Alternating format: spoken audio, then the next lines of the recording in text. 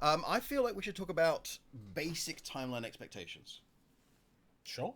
So my plan is to get Rock Paper Toucan out to to our lifetime members, because we don't have early access members for God of Everyone, over the next week. Because that one doesn't need a bunch of visual assets. I don't need to do that. After which, we need to spend some time. Well, while that's happening, Mikey's going to be working on 3D assets for God of Everyone. And then while that's happening, I can start working on the 2D assets. So there's going to be about a week of no video production there. And then back into recording 2D stuff and 3D stuff for Discovering Goddo. Yeah. Not Discovering Goddo. That's entirely wrong. Goddo Action RPG. Yeah. So I'm just looking at our rough timeline we've got in front of us. Whenever we start up a sort of getting into new projects and everything, it takes a little time to spool up and get deep back into it. Yep. As Jan said, I'll be making assets over the next couple of weeks, all ready for Jan to jump in and do the procedural dungeons in Goddo. During that time, you're going to start work on rock, paper, scissors in the Goddo for Everyone course. Mm-hmm. And then you're going to switch to some 2D asset creation. Ready for Space Invader, so that the moment it goes, not only is there Legit Penguin and Space Duck, but if you want the other ones, here are the other ones. Yeah. And timeline-wise, at the moment, what we're expecting is for the procedural dungeons, Space Invadux, which is the second module of Goddo for Everyone, and the Blender dungeons, so actually going through with me and everything, to be roughly done by March. Have I said March correctly? We think. In March. In March. As we're still spooling up, it's a little hard to get the actual rhythm accurate. So that may stretch, but that's currently the plan and the intention. And our intention is next week to give you guys all an update with how things are progressing. So it's crazy. Sometimes you're like, this is going to take me a week to do. 2 days later, you're like, oh, I'm done. And sometimes you hit a bug that takes you 3 days to figure out, and it turns out it's just a typo. Or worst case scenario, it's only happened once. I don't intend it to ever happen again, but you notice a mistake like maybe 10 lectures in, and you have to go back and re-record everything. And you've got two options at that point. How breaking is it? How incompetent do you now look in front of everybody? Well, with coding, it's usually pretty breaking. 10 videos later, that's just going to trickle down. We're going to have to rewrite this. For a beginner course, that's totally like a no-no, and we just have to bite the bullet and redo it. I have had an instance in a Blender course where it wasn't too bad. It was relatively easy to go, oh, well, this is a realistic problem that you're going to come across when modelling anyway. So, at this point, why don't we use this as an opportunity to learn how to correct that problem? I remember I had a review from a student once. It was Goddo Getaway. Who got really grumpy. It was on Goddo Getaway as well, actually. He got really grumpy because, why are you teaching me this and then changing it later if you know it's not the best way? And because in order to understand why it is the best way, you have to get it wrong first. Yes. You need to understand... an example for this would be in Rock, Paper, Toucans. We're going to learn if statements. We're not going to finish with if statements. We're going to finish with match statements. Because match... Or if you're not familiar with GD script, it's a switch statement. Yeah. I've got. It's like I'm rapping. There's like a chorus at the end of each sentence. What am I doing? We should do these in person more often. We're going to finish with match because it's better for this case. But you should understand if else statements before you go to match, so that you can get a feel of what's better. So sometimes what's better for an educational course isn't what's better for a devlog or for a game.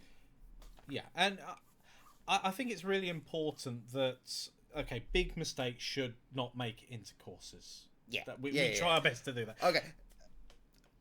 An actual mistake that's a learning journey, or let's learn this way, now let's learn a different way that might be a little better for us. So you can compare and contrast. Is better than, actually, we can't use physics for this. Yeah, let's write our own physics engine. I suppose one of the biggest things is also understanding, and especially if you're new to this. So I know we have a lot of long-time viewers who are not new to this, and understand that failure is part of the progression. We were talking about this earlier when it comes to children learning. We were talking about our respective children actually going through stuff and understanding that failure or losing and having to collect your thoughts and work out a better way around is all part of the learning journey. And if you have a learning journey without failure, it can be quite a confidence knock when you're doing your own project and you have that point of failure and don't understand how to perhaps mentally get out of that hole. So yes, we try and bake in deliberate mistakes where possible, and and warn you guys also as well. why we like to prototype before we record. A good example for this would be God of Getaway. For those of you who don't know, God of Getaway was a online multiplayer procedurally generated cops and robbers driving game, or Scope Creep version 1. Right. I remember showing Mikey this little driving game in a procedural city and saying, whatever happens, this can't be an online multiplayer game. And a week later, after playing, it's like, it's going to have to be an online multiplayer game, isn't it? We wanted to make a cops and robbers game, ultimately, in a procedural city. And then eventually we put in Electro Swing, because of course we did. But anyway, as we're sort of getting this together to test like how everything worked, I put in a little physics ball. And we have a client and a host, both on the same machine, but client and host. And the idea was the host is going to take the position of the client, and it's going to transmit its position, the position of the client and the position of the ball every frame to the client. And God is handling it great. So host drives into the ball flies off. Client drives into the ball doesn't move. Yeah. And it took me a few days to figure out what was going on here. And it was actually quite a simple thing, but I hadn't grokked it. I hadn't quite figured it out. Mm-hmm. But rather than recreate that entire mistake in God of Getaway, what we did is, in the video, I explain, we're not doing it this way, and here's why. If we do, here's a video of what that looks like, and explaining what's happening, rather than taking on a 2-week journey and then having to go back and undo everything. Yeah. So where there is an important mistake that will teach you something, but you don't really want to spend that much time on it, we'll sort of cheat around it. Yeah. Where it's a quick one and done, here's a great way of doing it, here's a better way of doing it, we'll do that. Yes.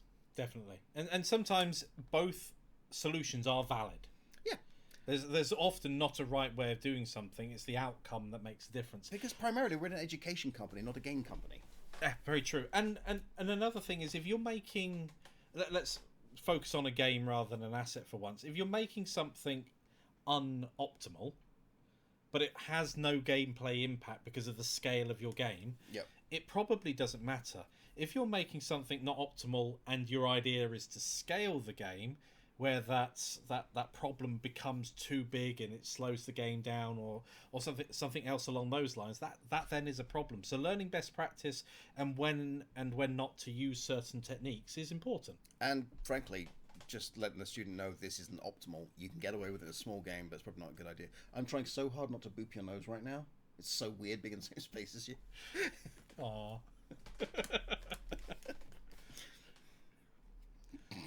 Awkward silence. I know, that derailed everything, didn't it?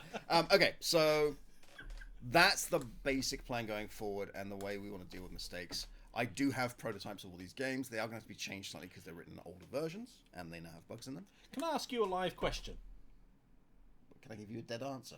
Yeah, sure. I just thought I'd preempt it with, you might not like the question. Is there any plan to put... How do I know if I like the question before you've asked it? I could have asked it before the stream. There we go.